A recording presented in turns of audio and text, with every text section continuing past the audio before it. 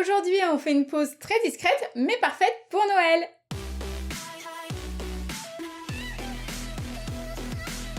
Hello YouTube! Je vous souhaite un joyeux Noël à tous et j'espère que vous avez eu plein de cadeaux. Pour les fêtes, je vous propose une pause en gel avec du nail art et de l'effet sucre pour mettre en valeur nos jolis vernis-glaces. Je vous montre tout ça, c'est parti!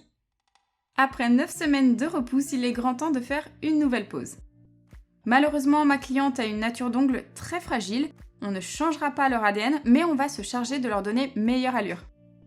Et quand il y a de la casse très entamée, j'aime autant couper la longueur au coupe-ongles et créer un rallongement chablon en maintenant bien la plaque et le gel entre mes doigts. En cas de décollement, je contourne toute la zone au-dessus avec la fraise jusqu'à ce que le gel qui n'adhère plus à l'ongle puisse se détacher sans forcer. Et pour me faciliter le travail de mise en forme à la lime, je raccourcis la longueur immédiatement à la ponceuse. Pour le retrait de la couleur, je me sers d'un embout conique, toujours de cette forme, c'est vraiment important que la fraise épouse bien l'ongle. Ne travaillez donc jamais avec un embout cylindrique pour cette étape par exemple. Ensuite, à la lime 120-180, je prépare les rescapés et je reprends complètement la forme. J'ajuste la longueur, je m'assure que le bord libre soit bien droit et je vérifie que mes parallèles soient dans l'axe vertical. Je griffe toute la surface en désépaississant les murs et je matifie la plaque naissante.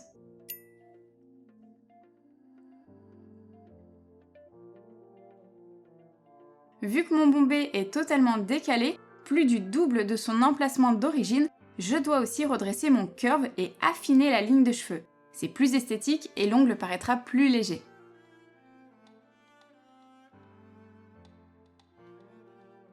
Sans oublier de préparer l'ongle qui est vraiment amoché.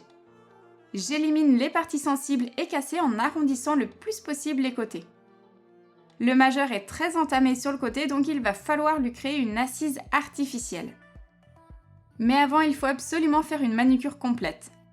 Pour décoller la cuticule de la plaque, j'utilise un embout diamant en forme de flamme.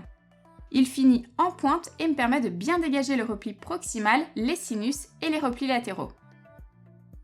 Si comme moi vous êtes droitier, vous devrez travailler quasiment tout le temps en position forward.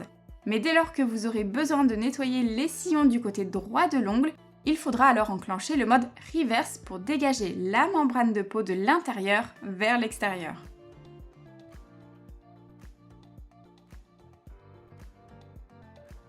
Ensuite, avec mon petit embout en tête d'olive, toujours à grain doux, je repasse pour m'assurer que ce soit bien propre et sinon terminer de nettoyer tout le pourtour et éliminer les ptérygiums. Puis à la pince, je n'ai plus qu'à couper tout le jupon de peau morte. Pour ça, il faut des lames bien aiguisées et entretenues. Avec je pince, je coupe et je relâche. Attention de ne pas tirer, vous pourriez vite vous blesser. Je m'occupe tout de suite de l'index. Pour ça, j'ai découpé mon chablon pour que l'ouverture s'adapte correctement au bord libre naturel. Et je lui recrée un ongle grâce au polygel. Vu qu'il s'agit d'une matière très robuste, ça va renforcer son ongle et elle retrouvera une meilleure sensibilité. Une fois catalysé, je dégraisse avec un pad imbibé de cleaner. Je n'ai volontairement pas fait de construction car je compte terminer avec un gel transparent pour ce doigt. Donc pour l'instant, je lime toute la forme avec un grain 100. C'est un grain dur qui est dédié aux ongles en gel ou polygel. Et voilà, on est ok, maintenant j'arrête de faire de la poussière, je vais faire son remplissage sans limage. Pour m'assurer que ces ongles soient bien propres et déshydratés, je les asperge de nail prep. Et j'applique de l'Ultra Bond au pinceau et en petite quantité sans inonder la plaque surtout. Pour faire le remplissage, je me sers de la Mineral Base qui est un gel de construction en format flacon.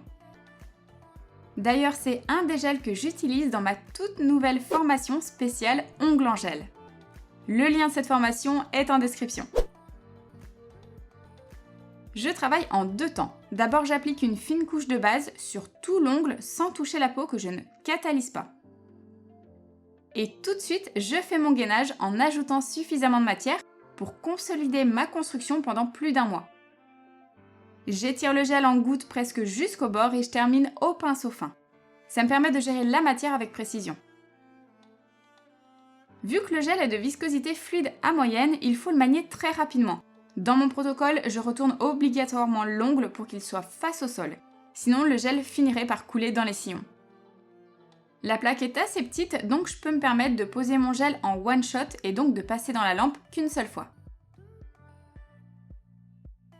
Quand la base de mon gel monophase est posée, je fais le choix de ne pas catalyser et de déposer par-dessus une bille de gel pour créer un apex discret. Je l'étire en couverture et je ferme bien les points de sortie.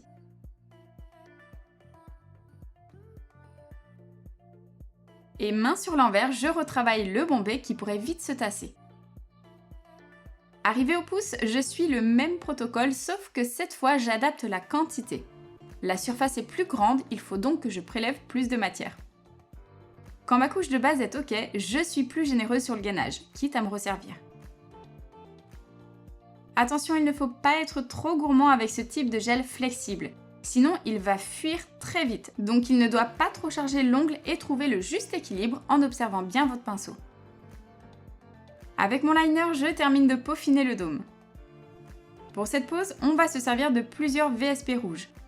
Le premier est complètement translucide avec quelques paillettes. C'est vraiment idéal pour les fêtes. Malgré qu'il soit transparent en 2 couches avec l'opacité de l'ongle plus le gel de construction, on obtient un beau rouge glossy qui donne cet aspect jelly super sympa. J'applique ensuite le même vernis sur l'index histoire de faire un petit rappel vu que ma cliente a un coup de cœur pour les glitters. Même chose, je termine de poser ma couleur au pinceau liner en dégageant bien le repli proximal. Pour la deuxième couche, je prends soin de bien lisser la couleur pour éviter les paquets. Généralement, les vernis glace ont tendance à être assez visqueux. Pour l'annulaire, on adoucit un peu la pose.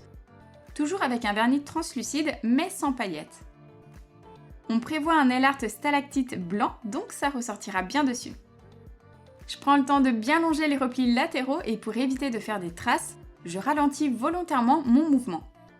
Ça laisse le temps au pigment de bien se poser et en couchant légèrement le pinceau, ça évite d'écraser la matière avec la pointe des poils et de tout tirer.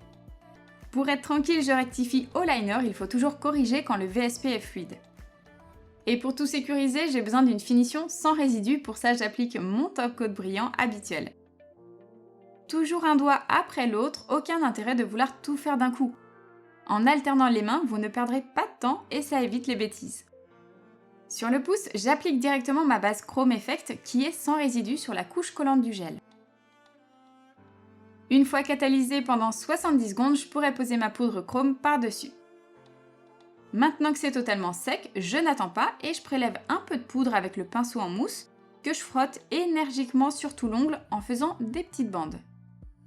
Quand ça semble assez, je retire délicatement l'excès de poudre dans les sillons avec un pinceau propre et j'applique ma finition pour protéger la poudre. Pour ça, je me sers du même top coat brillant sans résidus, mais si vous avez des soucis de tenue, vous pouvez protéger avec un gel de finition ou un rubber top. Je fais la même chose sur le majeur de la main gauche. Une fois catalysé, je pose la poudre en faisant attention de ne pas griffer la surface, sinon ce sera bien difficile à rattraper sur du chrome. Encore une fois, ne bordez pas, si le bord se casse et que la finition saute, la poudre chrome partira avec. Pour nos dessins de Noël, j'ai besoin d'un gel blanc opaque, assez épais et sans couche de dispersion. Je me sers aussi d'un pinceau plat, il me permet de tracer des bandes assez rapidement. Malheureusement, vu qu'il écrase la matière, il a tendance à laisser quelques traces, donc je vais devoir rattraper ça au pinceau de précision en 2 couches. Pour la deuxième bande, je réutilise le même pinceau, mais cette fois j'en fais une moins large pour que ça rappelle les cannes de sucre candy. Et cette fois, avant de catalyser, je remplis la bande au pinceau liner. Je fais attention de bien fermer le motif de chaque côté. Et si ça bave un petit peu, j'essuie avec un pinceau plat bien propre. Maintenant, je repasse sur la première bande catalysée pour l'intensifier un peu plus. Quand ça touche la peau, hop, j'essuie avec un bâtonnet de buis à proximité. Ensuite, pour les lignes toutes fines, je me sers directement de mon long pinceau fin. Pour que le trait soit bien net, je trempe mon pinceau de manière à ne pas avoir d'excès de color gel blanc. S'il y a des gouttes qui se forment sur les poils, c'est pas bon. Il faut juste décharger un peu de matière, sinon en le posant sur l'ongle, ça va faire des vagues. Et c'est précisément ce qu'on veut éviter. Je n'ai donc pas catalysé les 4 dernières petites bandes blanches, j'ai plus qu'à verser en pluie la poudre. Je tapote pour faire tomber le surplus et go dans la lampe. Sur l'annulaire, il nous reste du coup les stalactites. Là, c'est pareil, on avait déjà protégé le VSP rouge, donc il n'y a plus qu'à dessiner. Je me sers à nouveau de mon pinceau super fin, vu qu'il faut de la finesse si on veut pouvoir en mettre assez les uns à côté des autres. Le plus simple, c'est de commencer par longer les cuticules pour définir l'épaisseur et aussi pour que la repousse soit propre et sans bavure. Ensuite, pour ainsi dire, je tire des traits de haut en bas. Mais je fais en sorte qu'ils ne soient pas hyper droits, sinon on perdrait tout le charme du nail art. Alors quand je suis en mouvement, je fais des légers gauche-droite avec mon pinceau. Quand je démarre, j'écrase un peu le pinceau à la base et pour terminer le motif très finement, je relève de plus en plus la pointe du pinceau en la dirigeant vers l'ongle. Il faut vraiment que le stalactite n'ait pas la même épaisseur. Comme dans la nature finalement, le diamètre se réduit en se rapprochant du sol. Et je ferme en reliant par des petits ponts chaque stalactite. Je termine le motif en vérifiant si je peux en rajouter sur les côtés. La seule chose, c'est qu'il ne faut pas qu'ils se touchent, sinon ils vont fusionner et faire une grosse tache, donc je laisse suffisamment d'espace entre chaque. Et ce qui est sympa, c'est d'en faire de différentes longueurs. Il en faut des plus courts pour que ce soit harmonieux. Comme pour n'importe quel effet sucre, je ne catalyse surtout pas et je verse ma poudre directement dessus sans l'écraser pour la fixer au motif, en catalysant cette fois grand minimum 60 secondes. Je fais le même nail art sur l'annulaire de la main gauche. Et je recommence tout le process en traçant d'abord ma bande le long des cuticules. Je travaille petit à petit pour y voir plus clair. Avant de tracer plein de traits, je regarde si je vais avoir assez de place et je commence à faire mes petits ponts entre chaque en utilisant la pointe de mon pinceau. Quand ça me convient, je mets un récipient sous l'ongle pour récupérer la poudre et je la verse en pluie dessus. Il faut bien sûr catalyser et ensuite je retire l'excédent de paillettes et fais neige avec un pinceau fluffy. Tadam! Voilà comment réparer des ongles fragilisés et créer un super nail art pour les fêtes. J'ai publié la photo de cette pose sur ma page, alors à tout de suite sur Instagram. Et voilà, c'est ce qu'on appelle être dans le thème de Noël. Encore une fois, joyeuses fêtes à tous et profitez bien de vos familles. Si vous avez des questions, je suis dispo en commentaire. Rejoignez le club privé pour recevoir mes conseils de prothésiste ongulaire par mail chaque dimanche. Lien en description. Merci à tous et nous on se retrouve très vite pour une nouvelle vidéo. Ciao!